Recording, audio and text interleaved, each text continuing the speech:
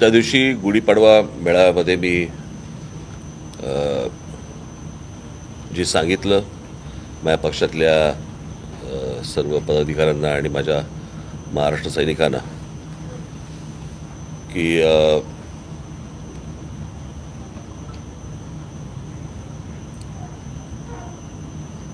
यावेळेस नरेंद्र मोदी यांना आपण पाठिंबा द्यायचा आहे। त्याचं मला असं वाटतं विश्लेषण मी त्या दिवशी ज्या सभेमध्ये मी केलेलं आहे, पहिल्या 5 वर्षातल्या काही गोष्टी ज्या मला पटल्या नाहीत त्याच्या बाबतीत मी जो विरोध करायचा तो विरोधही केला।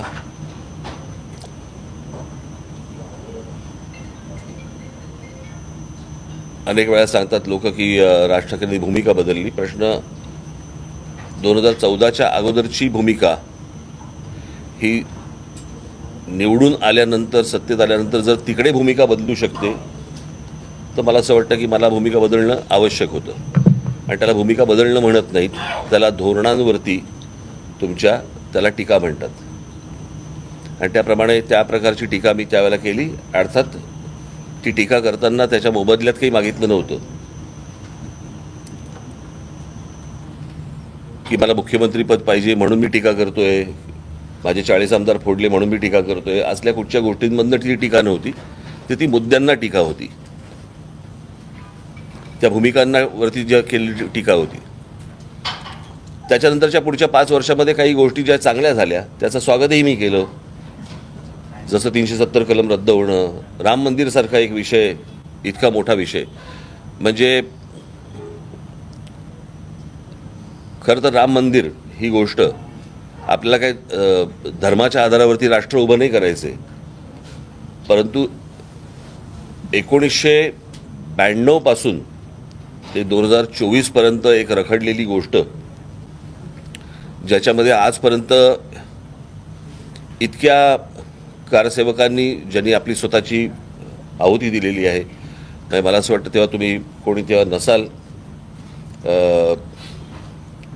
त्यावेळेला दूरदर्शनवरती एक काही स्लॉट्स यायचे वेगवेगळ्या काही चॅनल्सचे अर्ध्या तासाचे, त्याच्यामध्ये शरयू नदीमध्ये टाकून दिलेली कारसेवकांची प्रेतं, त्यांना ज्या प्रकारच्या गोळ्या घातल्या गेल्या होत्या त्या आंदोलनामध्ये, जे कारसेवक मारले गेले होते,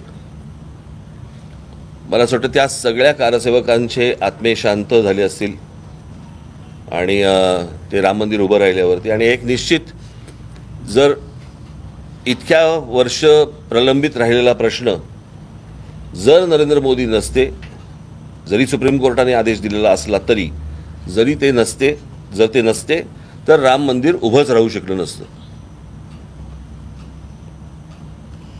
हा तसा अनेक जसे पेंडिंग विषय आहेत तसा हा एक तसाच राहून गेला असता विषय।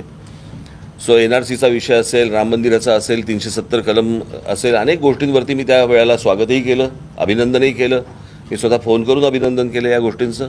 काही गोष्टी चांगल्या होताना जेव्हा दिसायला लागतात त्यावेळेला मला असं वाटतं की एका बाजूला एक धडगुजरं कडबोळं आणि एका बाजूला एक खंबीर नेतृत्व, अशा वेळेला पुन्हा त्यांना एकदा संधी देणं हे आवश्यक आहे असं मला वाटलं। आणि म्हणून मी पक्षाने आमच्या ठरवलं की त्यांना नरेंद्र मोदी यांना पंतप्रधान पदाची पुन्हा एकदा संधी देण्यासाठी म्हणून पाठिंबा द्यावा। अर्थात महाराष्ट्रासाठीच्या म्हणून आमच्या काही मागण्या आहेत, त्या त्यांच्यापर्यंत जातीलच, त्यांच्यापर्यंत पोचल्या जातीलच। त्याच्यामध्ये मराठी भाषेला अभिजात भाषेचा दर्जा देण्यापासून अनेक गोष्टी आहेत। महाराष्ट्रातल्या गडकिल्ल्यांचं संवर्धन, त्या दिवशी जो तरुणांचा विषय केला होता की आता या सगळ्या याच्यामध्ये काही गोष्टी अशा असतात की औद्योगिकदृष्ट्या महाराष्ट्र हा खूप पुढे हरलेला आहेच म्हणजे त्याच्यामध्ये। आणि उद्योगधंद्यांमध्ये किंवा उद्योगपतींना पहिल्या ज्यांना प्रेफरन्स म्हणतो आपण असा वाटणारा हे महाराष्ट्र राज्य हे एकमेव राज्य आहे। आणि माझी अपेक्षा आहे की नरेंद्र मोदी यांनी सर्व राज्य ही त्यांच्या समान अपत्यांसारखी पाहणं आवश्यक आहे, समान मुलांसारखी पाहणं आवश्यक आहे। गुजरात त्यांना प्रिय असणं हे स्वाभाविक आहे, कारण ते गुजरातमधले आहेत, ते गुजराती आहेत। परंतु इतरही राज्यांकडे त्यांनी त्याच प्रकारचं लक्ष या पुढच्या 5 वर्षामध्ये दिलं जाईल अशी माझी अपेक्षा आहे.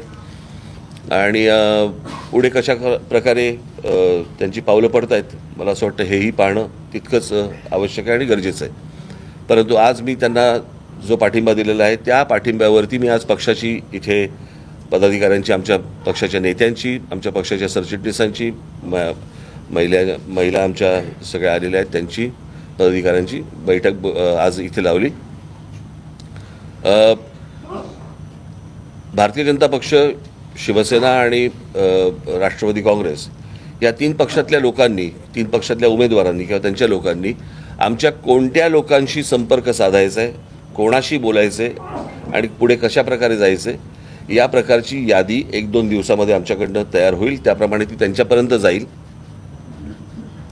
आणि आमच्याही जे पदाधिकारी असतील, माझे जे महाराष्ट्र सैनिक असतील त्यांनाही ते योग्य मानाने वागवतील अशी माझी अपेक्षा आहे. आणि त्यांनी कोणाशी संपर्क साधायचा आहे, काय करायचं आहे, कारण त्याच्यामध्ये मग घोळ नको की हा आला तो आला असल्या काही गोष्टी नको. त्याच्यामुळे त्यांनाही कळलं पाहिजे की कोणाशी संपर्क साधायचा आहे, ज्याच्यातनं आमचे लोक कशा प्रकारे काम करतील आणि पूर्णपणे सहकार्य करायचं आणि पूर्णपणे प्रचार करण्यासाठी म्हणून मी सगळ्यांना सांगितलेलं आहे. परंतु कोणाशी संपर्क साधायचा आहे त्यांनी आमच्या लोकांशी ते आत्ता त्यांना सांगितलं जाईल. त्याप्रमाणे संपर्क साधल्यावरतीच प्रत्यक्ष काम सुरू होईल.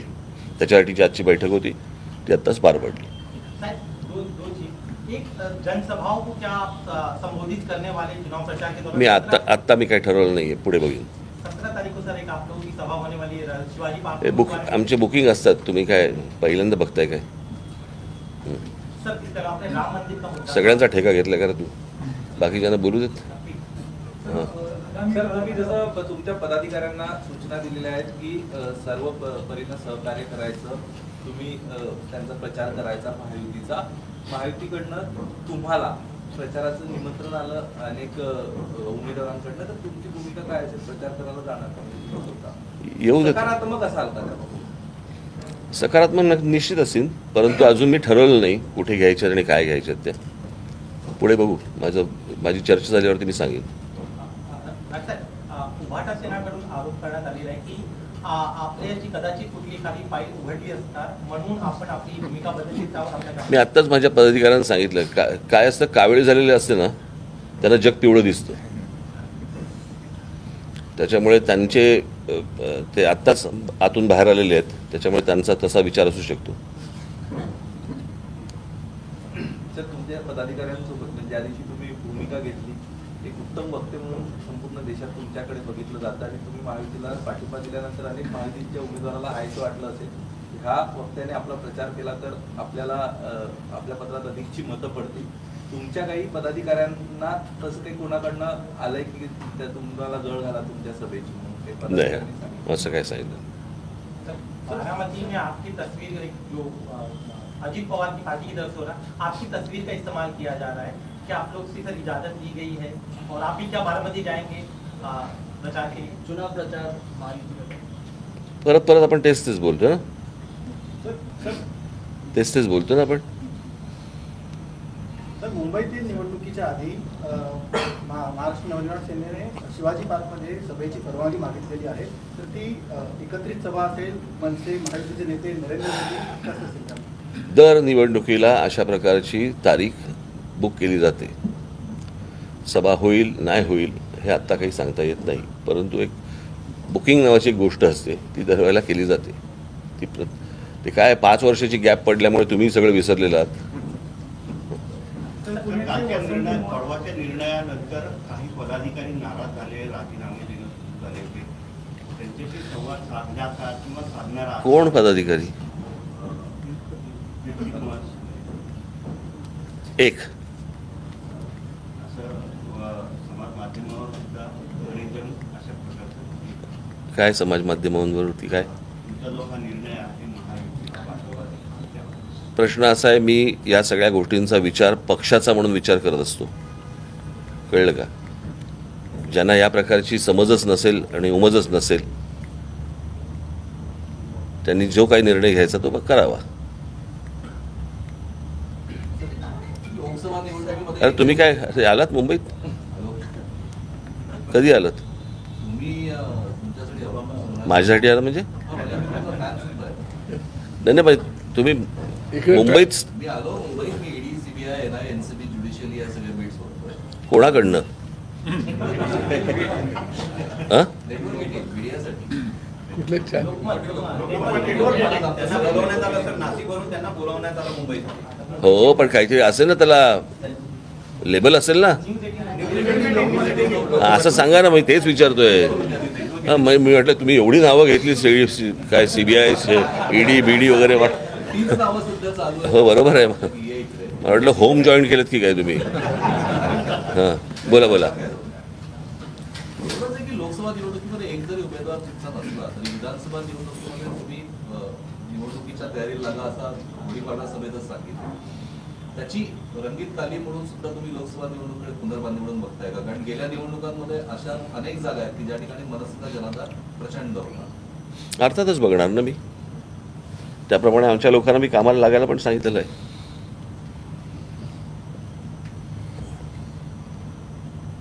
सर, आचारसंहिता वाले जे आहेत त्यांच्यावरती तुम्ही त्या दिवशी टीका केली. अलीकडे एक ग्रामीण महाराष्ट्रातनं एक बातमी समोर येते की आचारसंहितावाल्यांनी लोककला केंद्र आणि ज्या काही लोककला आहेत त्याच्यावर बंदी आणलेली आहे निवडणुकांचं कारण देत. उन्हाळ्याचा काळ असतो, अनेक ठिकाणी मी तुम्हाला एक गोष्ट सांगू का? जे कोणी बंदी आणतात त्यांना फक्त विचारा आचारसंहितेच्या पुस्तकात कुठे लिहिलेलं आहे. ज्यांना ज्यांना आचारसंहिता म्हणून जिथे जिथे त्रास दिला जातोय तिथे फक्त त्यांना विचारायला सांगा, जे कोणी अधिकारी येतील त्यांना, हे कुठे लिहिलेलं आहे. मला आचारसंहिता जी माहिती आहे त्याप्रमाणे मी ह्या उमेदवाराला या निशाणीवरती तुम्ही बटण दाबून निवडून द्या, हे जोपर्यंत मी बोलत नाही तोपर्यंत ते कुठच्याही आचारसंहितेच्या खाली येत नाही. कारण अलीकडे लोककला जी आहे ती लोप पावत चालली आहे. ते पण लोककलेचा त्याचा काही संबंध नाही आहे. पण त्या लोककलेमधनं जर समजा पक्षाचा प्रचार करणार असतील तर तो विचार करण्यासारखी गोष्ट आहे. कळलं का? म्हणजे तुम्ही लोककलेच्या नावाखाली जर समजा प्रचार होणार असेल तर ते मला नाही वाटत आचारसंहितावाले मान्य करतील, किंवा त्यांना त्या खर्चामध्ये टाकायला सांगा.